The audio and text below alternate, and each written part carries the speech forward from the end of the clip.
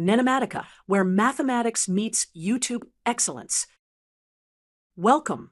In this lesson, we will build an intuitive, visual understanding of how the discriminant controls the number of real roots of a quadratic, and how that shows up on the graph of its parabola.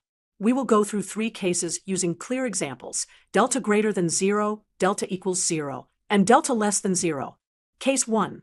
Consider y equals x squared minus 2x minus 3. Compute delta equals b squared minus 4ac. Here a equals 1, b equals negative 2, c equals negative 3. So delta equals 16, which is greater than 0. That means 2 distinct real roots. Using the quadratic formula, we get x equals 3 and x equals negative 1. Now, let us graph and see the intersections at those points. Case 2. Consider y equals x squared plus 2x plus 1.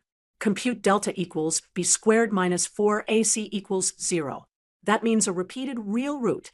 The root is x equals negative 1. On the graph, the parabola touches the x-axis at x equals negative 1 and turns around. Case 3. Consider y equals negative x squared plus 6x minus 10. The discriminant is delta equals 36 minus 40 equals negative 4, which is less than 0. So there are no real roots.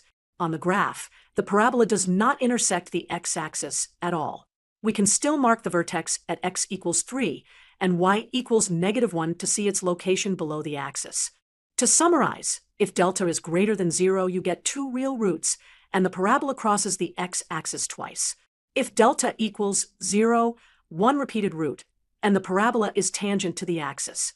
If delta is less than 0, no real roots and no intersections at all. Example: we will reconstruct a quadratic function from 3 points on its graph, and then determine where the function is positive and negative. Step 1. Find the coefficients a, b, and c. Step 2. Determine the sign of p of x. Let's set up a clear diagram with the 3 points. We place an xy coordinate system and mark the points 0, 0 for 0 and negative 2, negative 2. Notice that these points will guide our equations for a, b, and c. Start with the easiest point at the origin, plugging x equals 0, and y equals 0 into p of x equals ax squared plus bx plus c gives c equals 0 immediately. Next, use the point 4, 0. P of 4 equals 0 gives 16 a plus 4b equals 0. Then, use the point negative 2, negative 2. That gives 4 a minus 2b equals negative 2. Now, we have a system of 2 equations in a and b. Solve the system. From 16 a plus 4b equals 0, we get b equals negative 4a. Substitute into the second equation. For a minus 2 times negative 4a equals negative 2. That is 4a plus 8a equals negative 2. So 12 negative 2.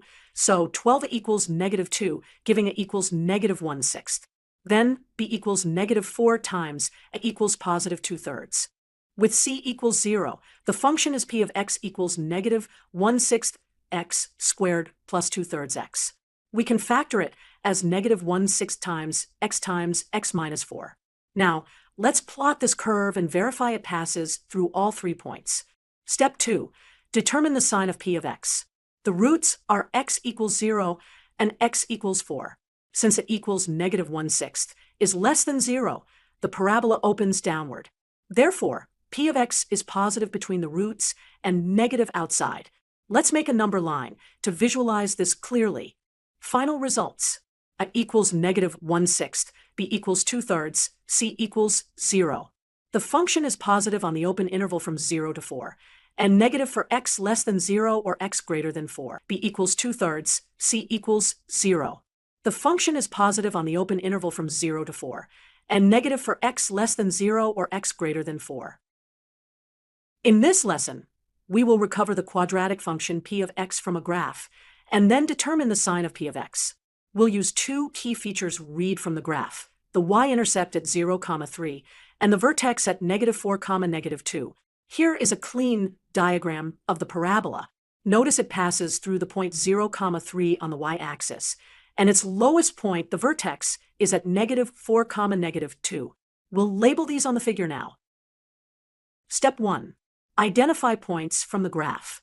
The y-intercept at 0, 3 means p of 0 equals 3. For p of x equals ax squared plus bx plus c, plugging in x equals 0 gives c equals 3. Step 2. Use the vertex coordinates as a point on the curve. Since the vertex is at -4, -2, we have p of -4 equals -2.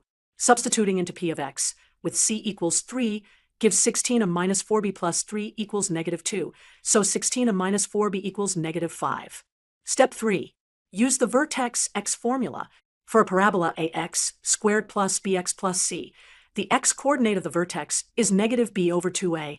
Here, the axis of symmetry is x equals -4. So -4 equals -b over 2a, which gives -8a plus b equals 0, or b equals 8a. Step 4. Solve the system. We have 16 of minus 4b equals -5, and b equals 8a. Substitute b equals 8a into the first equation. 16 of minus 4 times 8a equals -5, which simplifies to -16a equals -5, so it equals 5 over 16. Then b equals 8a, which is 8 times 5 over 16 equals 5 halves. We already had c equals 3, so the quadratic is p of x equals 5/16 x squared plus 5 halves x plus 3. Step 5. Determine the sign of p of x. Since it equals 5 over 16 is positive, the parabola opens upward. Therefore, p of x is positive outside the roots and negative between the roots. Thank you for watching. Don't forget to like, subscribe, and hit the bell icon for more math lessons. NENOMATICA, where mathematics meets YouTube excellence.